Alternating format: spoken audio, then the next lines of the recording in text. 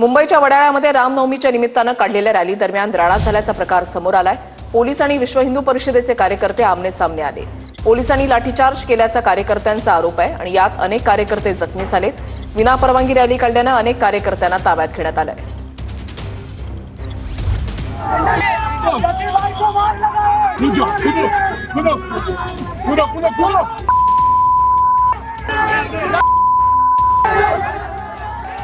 शोभायात्रेदरम्यान वडाळ्यामध्ये राडा झाला। रामनवमीच्या निमित्तानं विश्व हिंदू परिषदेनं शोभायात्रेचं आयोजन केलेलं होतं।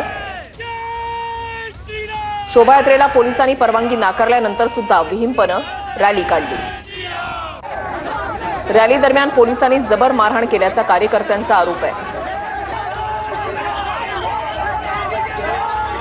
पोलिसांच्या लाठीचार्जमध्ये अनेक कार्यकर्ते जखमी झाल्याची माहिती आहे।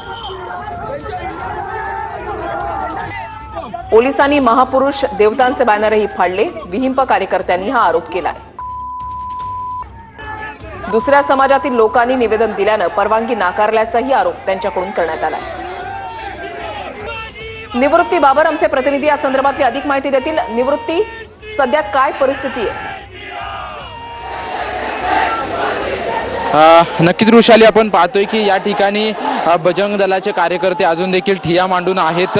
जय श्रीराम आणि हर हर महादेवच्या घोषणा ज्या आहेत ते सर्व कार्यकर्त्यांना देताना आपल्याला पाहायला मिळतात। जवळपास 3 वाजता ही घटना घडली होती। त्यानंतर जवळपास 2 तास झाले सर्व पदाधिकारी आणि बजरंग दलाचे कार्यकर्ते जे आहेत ते वडाळा पोलीस स्टेशनच्या बाहेर ठिय्या मांडून बसलेले आपल्याला पाहायला मिळत आहेत। थोड्याच वेळापूर्वी त्यांच्या पदाधिकाऱ्यांची जेव्हा बातचीत केली तेव्हा त्यांनी सांगितलेलं आहे की ज्यांना पोलिसांनी डिटेन केलं होतं त्यांना सोडलेलं आहे आणि त्यांचं एक शिष्टमंडळ जे आहे ते पोलीस स्थानकामध्ये वरिष्ठ पोलिसांची बातचीत करताय आणि संपूर्ण परवानगीची प्रक्रिया जी आहे ती परवानगीची प्रक्रिया पूर्ण करण्याचं काम जे आहे ते करण्याचा प्रयत्न जो आहे तो त्यांच्याकडून केला जातोय। आणि आपण पाहतोय की या ठिकाणी मोठा पोलीस बंदोबस्त त्यासोबतच बजरंग दलाचे कार्यकर्ते उपस्थित असल्याचं आपल्याला पाहायला मिळतंय। त्यासोबतच मंत्री मंगलप्रभात लोढा यांनी थोड्याच वेळापूर्वी या ठिकाणी कार्यकर्त्यांची भेट घेतली, परंतु कोणतीही प्रतिक्रिया दिलेली नाही। परंतु गेल्या 2 तासांपासून आपण पाहतोय की मोठ्या प्रमाणात बजरंग दलाचे कार्यकर्ते जे आहेत ते या ठिकाणी गर्दी करताना नक्कीच धन्यवाद निवृत्ती दिलेल्या सविस्तर माहितीसाठी।